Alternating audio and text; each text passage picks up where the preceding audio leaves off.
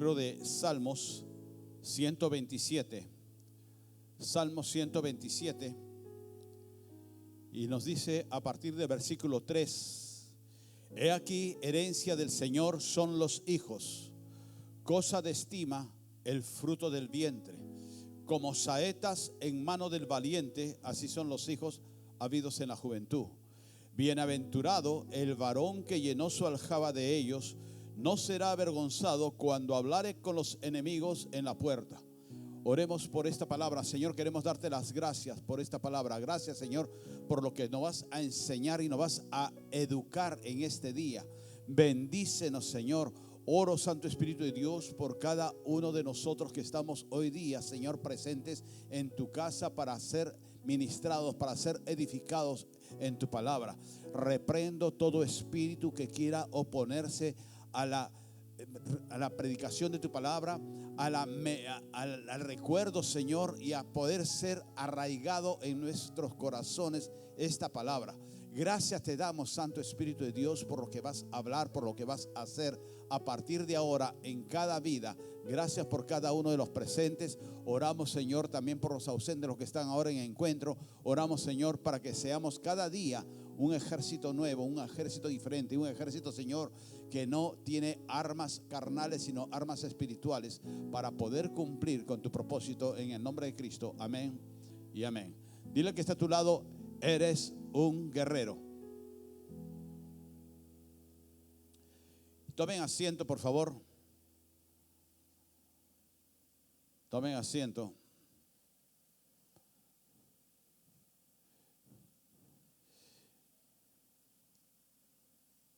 Y la palabra del Señor le podemos poner por título para este día: Saeta del Señor. Pretendo ser breve para poder tener tiempo suficiente para los graduandos, pero no por eso vamos a recortar lo que Dios quiere sembrar en cada uno de tu corazón, de cada uno de nuestros corazones. Así que pongamos la atención lo que Dios quiere hablarnos. Dice ahí que son una herencia del Señor los hijos. Entonces, todos los que tenemos hijos naturales, biológicos, como hijos espirituales, tener en cuenta que son una herencia. ¿Qué es lo que uno hace con las herencias? Llevándolo al término material, al término económico, al término de propiedades. ¿Qué es lo que uno puede hacer con una herencia? Si uno tiene, por ejemplo, un padre, un abuelo que tiene una finca, que tiene, riquezas materiales, y te lo deja de herencia, ¿qué es lo que haces? Lo expones, lo malversas, lo comienzas a dilapidar. Yo creo que no. Vamos a procurar cuidarlo, vamos a procurar cuidar para poder hacer que eso se multiplique y que no se pierda, ¿verdad? Cuando el Señor nos lleva en este momento a que podamos entender que nuestros hijos son una herencia que viene de Él. No es una herencia como podríamos ver en la parte de material, natural, que viene del padre, del abuelo, del bisabuelo, sino es una herencia del Señor, son los hijos. Entonces, si una herencia en lo material, nosotros debemos de cuidarlo y procurar que esa herencia no se acabe, no se dilapide. Entonces, cuánto más la herencia que el Señor nos está dando, que son nuestros hijos, tenemos que cuidarlos. ¿De acuerdo? En los tiempos actuales, con esto que dicen la generación de cristal y toda la historia que le cambian de nombres a las generaciones, y que yo considero que otrora tiempos, hace 20, 40, 50 años, no había tantos epítetos, tantos nombres que la generación de cristal, que la generación bomba, que la generación X, que la generación Y. No había tantos títulos, porque lo que primaba era la formación que se debía dar en las casas, en los hogares, de parte de los padres hacia los hijos, y el respeto de los hijos hacia los padres, que está escrito en la palabra. ¿De acuerdo? Entonces, eso es lo básico. Pero ahora, en los tiempos actuales, con que los hijitos se resienten, que con los hijitos se van a dañar, y el padre o la madre comienza a ceder y a ceder y a ceder, y cuando el hijo se pierde, entonces ahí, como decía mi abuela, ahí son los pésames, Señor. Ahí es cuando se comienzan a doler los padres y a llorar las madres y los padres. ¿Qué cosa he hecho y en qué fallé para que mi hijo se pierda? Yo conozco casos de personas, creyentes inclusive, que sus hijos terminaron en la cárcel. Simplemente porque el padre o la madre no supieron ajustar los pernos, las tuercas necesarias en el momento que tuvieron que hacerlo. Y cuando ellos quisieron hacerlo, cuando ya estaban jóvenes, ya no podían. Y entonces los hijos hicieron de sus formas y en sus maneras lo que ellos quisieron. Embarazaron hijas de otras familias o se metieron en malas tranzas, en malas asociaciones, en malas relaciones. Y entonces esos hijos llegan a perderse. Y yo conozco el caso muy palpable de personas que nosotros conocimos hace años, cuando nosotros recién llegábamos al cristianismo, y que ellos también eran y han sido y son cristianos. Y sus hijos se perdieron y terminaron en la cárcel. Pero la culpa no fue, es que el diablo cochino, no fue el diablo cochino. Muchas veces un día escuchaba yo a un pastor que decía, todos le echamos la culpa al diablo y el diablo está arrinconado en una silla, limándose las uñas, esperando que uno le permita al hijo o a la hija hacer lo que le da la gana. Y solitos caen. O sea, no es el diablo cochino, es que uno lo permite, uno lo consiente. Y los hijos caen como moscas. Entonces nosotros lo que tenemos que hacer es cuidar la herencia que el Señor nos ha dado. Cuidar la herencia con disciplina, cuidar la herencia con amor, cuidar la herencia con respeto, de inculcarle a los hijos. Hay padres de familia que le dicen, ¿y por qué no vas a la iglesia? Es que mi hijo no quiere ir. Entonces, ¿cómo lo voy a dejar solito? Pues debe consentirlo. Y no es así. Nosotros tenemos que ser firmes con los hijos porque son tu herencia. Con el triste ejemplo de lo que ha pasado, ahora voy a los padres y a las madres, que si tú hubieras muerto y no tendrías ya oportunidad para formar a tus hijos y tus hijos se van a seguir desbarrancando porque tú a tiempo no lo hiciste. Porque uno, lamentablemente, en la juventud o aún en la edad adulta, uno cree cuando son jóvenes, uno cree cuando uno es joven que vamos a tener 20 años o 30 años toda la vida, que nos va a durar mucho. Un día cierra los ojos y te despiertas y estás con 50 años y se te pasó el tiempo. Por eso es que hay tantos chiquiviejos a veces y chiquiviejas que tienen 40, 50 años y se quieren vestir como si fuesen las jovencitas de 15 años o de 20 años. Y están con tonterías, perdiendo sus tiempos y desgastándose y siendo de mal ejemplo para sus hijos. Porque sus hijos, no es que todavía es chiquito y no se da cuenta. Puede ser pequeño tu hijo o tu hija, pero no por eso es descerebrado tu hijo. Tu hija no porque sea pequeño es descerebrada, que no se da cuenta de las estupideces que nosotros hacemos. Y que después cuando queremos corregirla, ¿y tú qué? ¿Y por qué me vas a corregir a mí ahora si no lo corregiste a mi hermana mayor o a mi hermano mayor? Tiene razón, ¿verdad? Entonces, nosotros tenemos que valorar esa herencia que es tu hijo, que es tu hija, amarlo, darle amor. No es darle dinero simplemente. Amor no es dar plata, amor es dar de uno, dar ejemplo, dar testimonio, dar amor, dar disciplina, dar corrección. Después vamos a ver algo más de esto, porque dice ahí, como saetas en mano del valiente. ¿En mano de quién? Del valiente. Entonces, para ser padres, uno tiene que ser bien valiente. Las mujeres con las polleras bien aferradas, bien ajustadas, y los hombres con los calzoncillos también bien puestos. Tenemos que ser valientes para poder entrar a jugar el papel, en el mejor sentido de la palabra de jugar, a tomar el papel de padre y de madre, de poderles enseñar un camino recto, una corrección. En la iglesia procuramos hacer eso. Hace unos momentos veía con mi esposa que estábamos ahí en el carro cuando llegamos, entre los jóvenes y adolescentes de staff, había uno que me decía mi esposa, pero ese es un niño, pero está siendo formado. Se está procurando formarlo desde los adolescentes. La semana pasada hubo el encuentro de adolescentes con una buena cantidad. Lamentablemente 3 no fueron. ¿Por qué? Porque los padres a última hora se arrepintieron.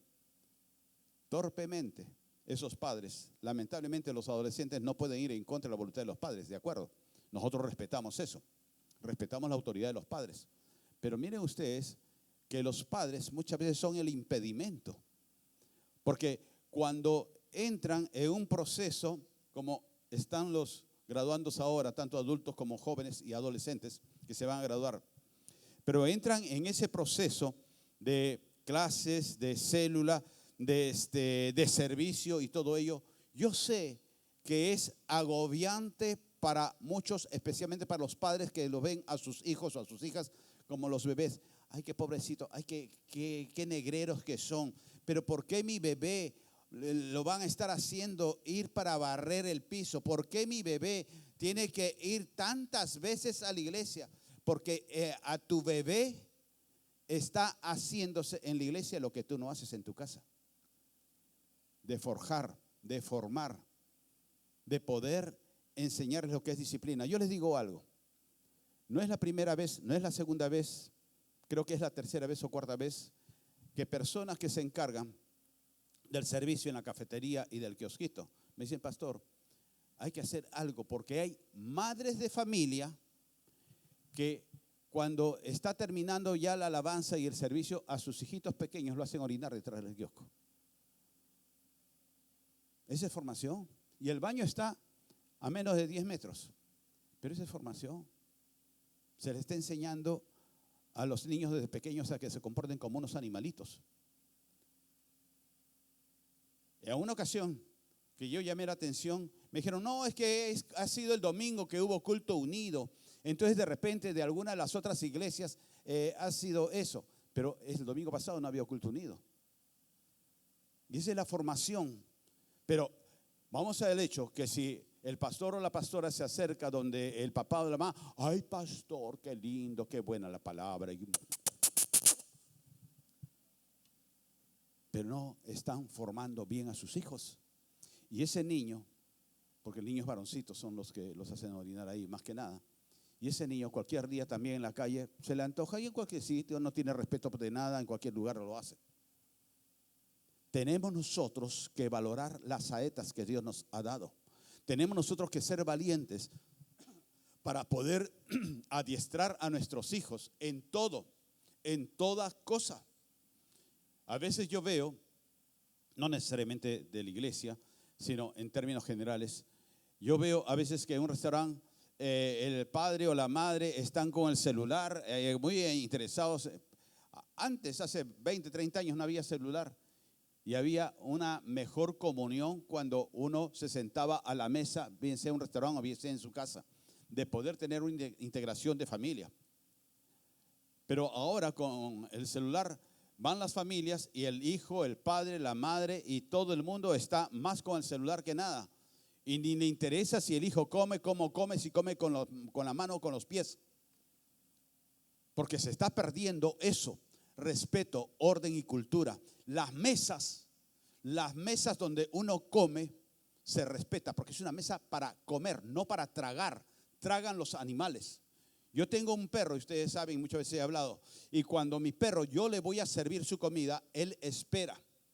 Y aun cuando él está comiendo y yo quiero añadirle algo más, yo me paro al lado para sacarle el plato, él no me embiste, él se retrae y espera para que yo le vuelva a servir. ¿Cómo puede ser que una bestia pueda ser más educado que un niño? Porque nosotros lo hacemos así. Nosotros tenemos que formar esas saetas. Las saetas no es que las encuentras en el mercado o que las encontrabas en el mercado y las comprabas y ya tengo mi saeta, tengo mi flecha, sino que las saetas se preparan. Se buscaba un material que sea especial, que sea liviano y que sea resistente. Se podía poner a alisarlo, porque si las saetas tenían una curva, no iban a surcar los aires bien, ni menos iban a llegar al blanco. Tiene que haber una preparación de la saeta, pero para ello se necesitan hombres y mujeres valientes, que somos nosotros los padres. Cuando nosotros dice: bienaventurado el varón que llenó su aljaba de ellos, no será avergonzado cuando hablare con los enemigos en la puerta. No será avergonzado cuando hablare con los enemigos en la puerta. ¿Por qué? Porque cuando el guerrero estaba en la puerta del castillo, en la puerta de la casa, en la puerta del rancho, qué sé yo, y estaba con sus saetas y estaba con el arco, entonces el enemigo venía y se retraía, porque decía, ahí en la puerta hay un hombre armado y yo no puedo ingresar ahí. ¿Por qué? Porque ese hombre armado no es incluso aquel que va a tener una espada para atacarme a corto lugar, a corta distancia, sino tiene una saeta. O sea, yo puedo atacarlo, yo me voy corriendo y con la saeta me va a dar alcance, me mata. O sea, el guerrero, el arquero, tiene un mayor lugar de acción y de poder llegar al blanco. Por eso es que en este salmo habla del arquero. Ahora, cuando habla que nosotros tenemos esa descendencia, que las saetas, las flechas, los dardos son nuestros hijos, está hablando de descendencia, y una descendencia es una extensión. Nosotros ahora tenemos más de 60 graduandos y no son los únicos que se han graduado en Renuevo, sino que el año pasado también hubo y va a haber después posiblemente en el transcurso de este año y del próximo año. Entonces estamos hablando de hijos, de saetas en lo espiritual que están siendo forjados, como dice también el tema de este año, están siendo forjados. Yo sé que hay algunos que en el camino van a desertar por X, Y motivos. Espero que sean los menos, pero que ustedes permanezcan, tengan la edad que tengan. Y si son adolescentes, cuánto mejor, porque tienen más espacio para poder llegar lejos. Entonces es una extensión. Yo me siento muy dichoso con la academia de formación, con la escuela de líderes, con todo el ministerio académico, porque es la extensión de la iglesia de Cristo. No solamente de Renuevo, sino de la iglesia de Cristo. Es la extensión, es la descendencia para poder llegar a cumplir el propósito que tiene el Señor, de que no sea un movimiento evangélico emocional que dura un tiempo mientras están los pastores nada más y que después ahí terminó, sino que de ahí salgan ministros del Señor, que salgan pastores, que salgan profetas, que salgan apóstoles, que salgan evangelistas, que salgan servidores, que salgan consolidadores, que salgan maestros. ¿De acuerdo? Entonces estamos formando que de entre los 60, 70 van a salir esas personas con una cultura diferente cada día para permanecer en la palabra del Señor. Que haya una permanencia de los valores y los frutos que el Señor nos ha enseñado a dar. Pero si nosotros simplemente nos recluimos, como algunos de ustedes, que simplemente nos complacemos a nosotros mismos, a un domingo de sentarnos, yo les recomendaría que vayan a la Virgencita de la Puerta, a la parroquia Virgen de la Puerta o de la Alta Gracia, porque es lo que estamos haciendo. Estamos como la iglesia católica, y no es por criticarlos a ellos, que simplemente uno se complacía con los domingos de misa. Uno iba a misa, se sentaba, saludaba al que conocía o al vecino. Hola, ¿qué tal? Hola. Llegaba tarde y estaba aburrido. ¿Y a qué hora se cae el cura? Y ya van a ser 45 minutos. 45 minutos dura la misa y 45 minutos yo me voy. Y cuando mucho salgo a confesarme o a comulgar para hacerme el muy católico, el muy creyente. Pero no tiene una vida activa. No es activo en difundir la palabra del Señor. El cura, aún en la iglesia católica, está que habla la primera palabra, la segunda palabra, y muchos ni siquiera le prestábamos atención, me incluyo. Ni siquiera le prestamos atención que estaban hablando de la palabra de Dios. Porque eso fue en la cultura tradicional lo que nos enseñó. Porque antiguamente incluso las misas eran en latín, que nadie lo entendía, pero estábamos ahí haciendo simplemente una figura presencial en el templo. Nosotros tenemos que ver que tenemos que permanecer en la Escritura y ser ustedes los que van a difundir estos principios bíblicos y principios de familia en las demás generaciones que van a estar detrás de ustedes. ¿De acuerdo? Y como dice ahí, los enemigos en la puerta, ser la defensa de los principios del Señor. Miren ustedes, hace unos días, toda la afluencia de público y con todo el dinero que se ha gastado y han gastado para la visita de esa cantante. Dice que cantante, porque yo no le encuentro nada de cantante, pero sí es buena bailarina, ¿no? Pero miren ustedes, hace cosa de 15 días murió una verdadera vedette o una de las pocas vedettes que ha habido en el mundo. Ella creo que era de Cuba, pero residía en México. Tenía un nombre que se llamaba, le decían Tongolele. Era característico sus ojos verdes y un mechón blanco que tenía. Pero no fue como las prostivedets de hoy en día, que todo el mundo aplauda y admira, que se cambian de marido como cambiarse de calzón, y que todo el mundo la admira porque se inyectan por todos sitios, se inyectan aceite de avión, se inyectan silicona, se inyectan de todo y son puro artificial. Y esta señora, la Tongolele, ha muerto creo que cerca de los 90 años o 90 años, y ha muerto sin ningún escándalo. Y se hizo famosa, ¿por qué? Por su danza, por su actuación, y todo, pero no por los escándalos y escandaletes. Hoy por hoy, cualquier mujerzuela de esas hace un escándalo y le invitan todos los programas y todos los periodistas paran atrás de ella, porque eso vende en el morbo de la gente. Y nosotros comenzamos a admirar aquello. Con esto de esta Shakira, se llenó un estadio, 50,000 personas, y se va a llenar, ya está vendido todas las entradas para 2 presentaciones más en este año. Se ha vuelto a llenar, quiere decir que se ha vendido como 150,000 entradas con precios bastante respetables, bastante altos. Pero si tú haces un evento para el Señor, y esto no es que les quiera golpear con este evento que tenemos de fuego, vamos a ver si vienen 600, 700 de ustedes. ¿Cuánto cuesta? ¿Ah? Ay, mucha plata. No. Y no lo van a transmitir. ¿Por qué no lo transmiten por? ¿Y para qué quieren plata? ¿Y por qué quieren plata? Pero el mundo sí invierte en su porquería, disculpando la expresión. El mundo sí invierte en eso. Las nuevas generaciones, los niños ni siquiera saben lo que en mi generación nos acostumbraron en los colegios a conocer o a paporretear los 10 mandamientos. Pero anda, pregúntale los 10 mandamientos de Shakira, a ver si no lo saben. Sí, eso sí lo saben. Estupideces que le meten al cerebro a las nuevas generaciones. Y nosotros los padres, que tenemos esa herencia que son nuestros hijos, no los ayudamos a desasnarse en lo que el mundo los está asnando a nuestros hijos y a nuestras hijas, enseñándoles los valores cristianos, los valores de familia, los valores de patria, de nación, enseñándole esas cosas. ¿Por qué? Porque también el padre está con los amigos tomando y salud contigo y compadre, y la mujer está ahí quejándose que el marido es un desgraciado, pero tú te lo buscaste. Así que yo te diría como el pastor Rizo, ajo y agua. Tú te lo buscaste. Cuando venga el pastor Rizo le pregunta qué cosa significa ajo y agua. Yo no se lo puedo decir. Lo sé, pero no se lo puedo decir, porque si no mi esposa me pega.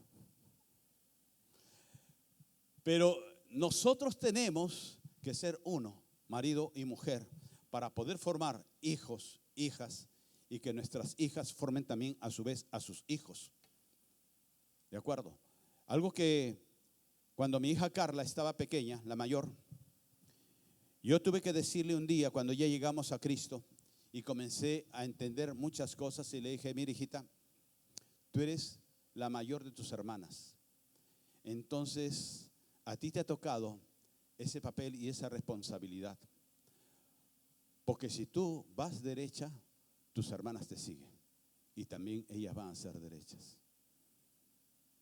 Pueden decir, es mucho peso para un hijo, es mucha responsabilidad, sí, pero por eso dice, los valientes son los que van a llevar las saetas.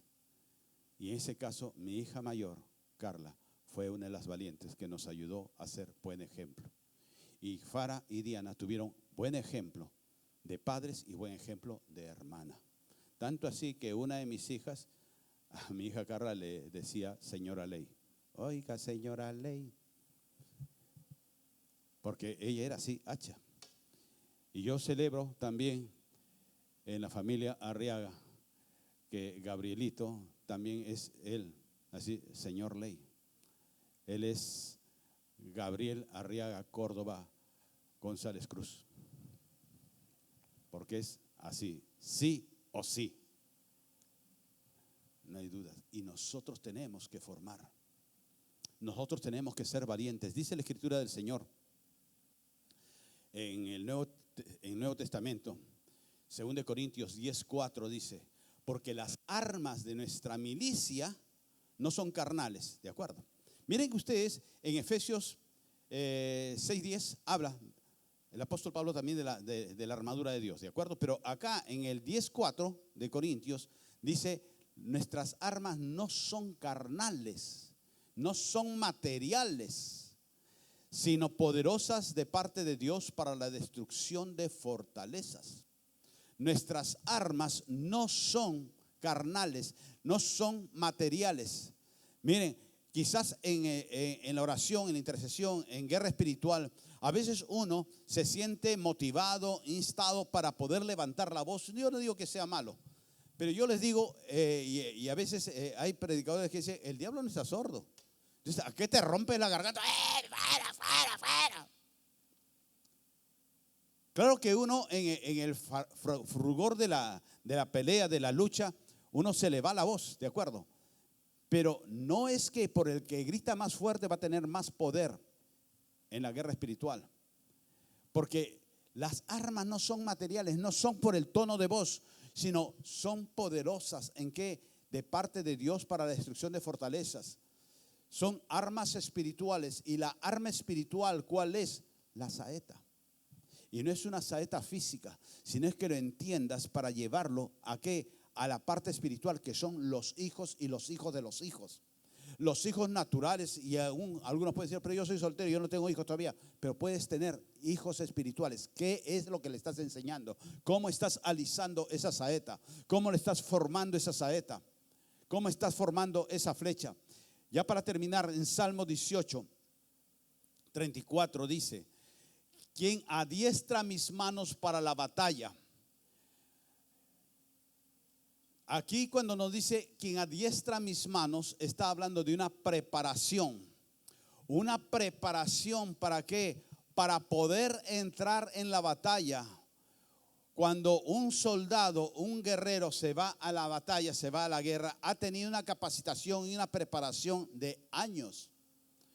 En esta desgracia que hemos vivido acá en Trujillo, yo veía que está interviniendo la policía, el rescate de la policía, está interviniendo los bomberos, está interviniendo, incluso han venido rescatistas de la Marina de Guerra del Perú, porque son personas que están preparadas para, y aún perritos, para buscar sobrevivientes. Se necesita un adiestramiento. No es el hecho, mis amados hermanos evangélicos pentecostales, no es el hecho que todo lo puedo en Cristo que me fortalece. Sí, es cierto. Entonces yo no necesito preparación porque el Señor está sobre mí y el Señor es el que me lleva. Y el Señor me dice lo que yo voy a hacer y cómo lo voy a hacer. Y a mí no me va a decir nada, ni el pastor, ni el líder, ni nadie. Yo lo hago como Dios me dice acá en el corazón. Pero te tienes que adiestrar, te tienes que capacitar como estos graduandos. Es triste cuando yo escucho, y esto, mis amados, yo se los quiero transmitir a los varones. A los varones que una vez tu madre te parió hombre, con genitales de hombre. ¿De acuerdo? Pero cuando llegamos al Señor, más nos hubieran parido con vagina. Porque hay muchos varones que se quieren esconder y que necesitan una pollera de repente para esconderse. Ay, no, hermano, ¿por qué no te gustaría servir? Ay, no, mira, yo congrego, yo leo la palabra, yo oro, pero servir no. ¿No te gustaría estudiar, capacitarte, irte a un encuentro o aún después del encuentro poder estar capacitándote, adiestrándote como dice la Escritura? No, es que eso no es para mí. Es que ya tanto tiempo que salí del colegio, no, qué roche, yo no estoy para esas cosas. No, esas cosas no. Y están ahí escondidos buscando unas polleras donde esconderse, buscando un ginecólogo para que los revise. Porque no quieren asumir el reto que el Señor tiene para los hombres valientes, dice. Sean valientes para la batalla y para el adiestramiento, para la preparación. Y dice ahí preparación ¿para qué? Para tensar el arco de bronce. Esta parte me quiero detener un poquito. Tensar el arco de bronce. Tensar, ¿sabe qué cosa es tensar? ¿Verdad? Todo el mundo sabe que es agarrar el arco y jalar la cuerda. Los arcos generalmente son hechos de madera especial que pueda resistir la flexibilidad y que sea fuerte, que sea resistente. Pero también habían arcos de bronce o arcos de metal, de algún otro metal. Pero esos arcos de bronce eran para una élite. No era para todos, era para una élite. Y en esa élite estaban los guerreros de carro, los que iban en el carro. Alguna vez hemos visto alguna película de esos tiempos, y que va alguien en el carro y a su lado va un guerrero que va con el arco preparado para lanzar la saeta. Ese guerrero de carro tiene una posición especial. Es como por decir ahora los infantes de marina, una cosa así. Es un guerrero especial, no es cualquier guerrero. Y también ese élite, para poder llevar un arco de bronce, era la aristocracia, las personas de cierta alcurnia, de cierto nivel. Y entonces aquí la palabra de Dios a los valientes que van a tener las saetas en su aljaba, van a ser valientes para poder tener la responsabilidad de esas saetas, la responsabilidad de esos hijos naturales o espirituales. Y esos valientes van a ser los guerreros que no van a ir corriendo con la espada o con la lanza, sino que van a ir en una posición especial, una posición de avance. Porque los demás guerreros vienen cabalgando o vienen caminando, la caballería o la infantería, por decir así. Mas el que va en los carros va en una avanzada, va como una cabeza de flecha, como una cabeza de playa que le llaman, para ir avanzando y abrir el surco, y van a ir matando con las saetas, con las flechas. Y ese tiene que ser un guerrero altamente capacitado para no estar, voy a ir ahí con la flecha, ahí se me cayó la flecha, no tienes otra por ahí, y ahora que, para un ratito, se me cayó. Son altamente capacitados para dar en el blanco y tener una fuerza especial. Una cosa es tensar un arco de madera y otra cosa es tensar un arco de bronce. Debes de tener unos buenos músculos, como unos buenos genitales que tienen los varones, ¿verdad? Tener buenos músculos para poder jalar la cuerda a tal nivel que les vas a dar un impulso a esa saeta para dar en el blanco. Porque tú perteneces a la aristocracia del Señor, a la élite, por decirlo así, del Señor. Tú eres separado por Dios para dar en el blanco, y para que tus saetas, tus hijos, tú puedas tener la confianza de que estás tensando el arco de tal manera que lo vas a lanzar para atravesar el mundo y que den en el blanco. Tú debes ser el que estés tensando el arco para lanzar a tus hijas, para lanzar a tus hijos, para lanzar a tus nietos, para lanzar a tus discípulos, y que ellos puedan dar en el blanco.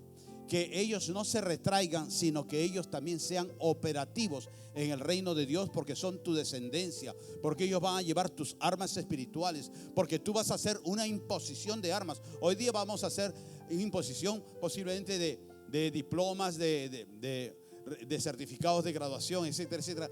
Pero la imposición de armas la haces tú, porque el llamado de Dios la tienen ellos, la tenemos nosotros. Y todo aquel que se atreva a ser procesado, a ser tratado, a ser forjado por el Señor en la casa, en el cuartel que el Señor nos ha puesto. Y estamos nosotros trabajando en este cuartel, estamos nosotros trabajando en esta trinchera para poder seguir formando hombres, y que esos sean hombres y mujeres de verdad, forjados en una nueva generación, para que ellos a su vez también forjen a otros igualmente.